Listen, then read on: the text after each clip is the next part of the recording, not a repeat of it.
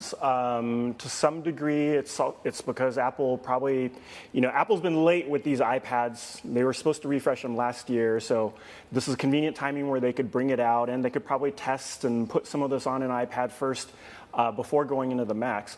But I think what does get more interesting too is in the upcoming weeks, we're going to see a lot of discussion about these so-called AI PCs coming out from largely the Windows side of the ecosystem, right? Especially with silicon vendors like Intel, AMD, Qualcomm, all these guys talking up AI PCs. Are you surprised Apple launched first then? Because they usually don't do that. So that's the thing, right? Yeah, but in this case, it's, conveniently, they had an iPad launch coming, they had new silicon.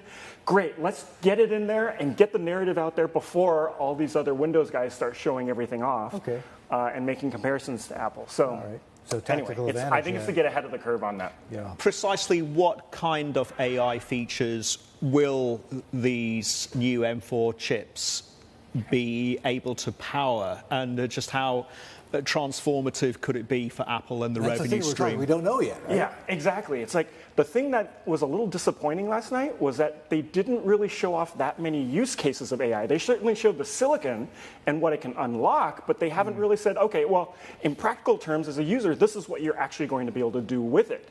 So I think, as your colleague Steve mentioned earlier, this kind of being an appetizer to the developer conference coming up next month. I think next month is when we'll hopefully at least see what what Apple's been working on, behind the scenes, potentially developing its own AI models, developing some unique use case that the Windows ecosystem hasn't thought of. As Tim Cook said in his last earnings call, he thinks that Apple's going to have some unique advantages that they can bring to the table in this AI space, probably around privacy, I suspect. But nonetheless, to your point, it hasn't really been clear yet on what those applications and benefits are. The things that they did show off last night, there's some photo editing, or you're doing some music production, or you're scanning a piece of paper using the camera. It does a better job of that, but it's kind of like, that didn't really hit it out of the park for me. Give me the real, wow thing, and we haven't seen that. All right, so WWDC next month, we'll wait and see. What do you make of the pricing? 11-inch starts at $999, 13-inch at $12.99.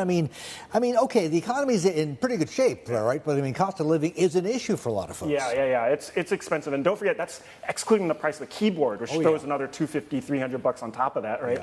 Yeah. So the price increase is due to the new screens that they're using. These OLED screens, they're using actually double screens. So there is value, if you will, that you do get out of that extra price premium. But don't forget, actually, on the other end of the product spectrum, the entry-level price points, they were actually bringing some of that down. They didn't make a whole lot of noise around it, but if you look, Airs?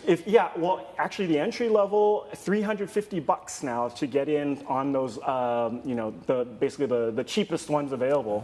So, granted, these high-end pros, you've got these 4-digit price tags that do look very expensive. But if you're looking at students, if you're looking at everyday consumers who just want that entry-level iPad, $349 is the entry price. So.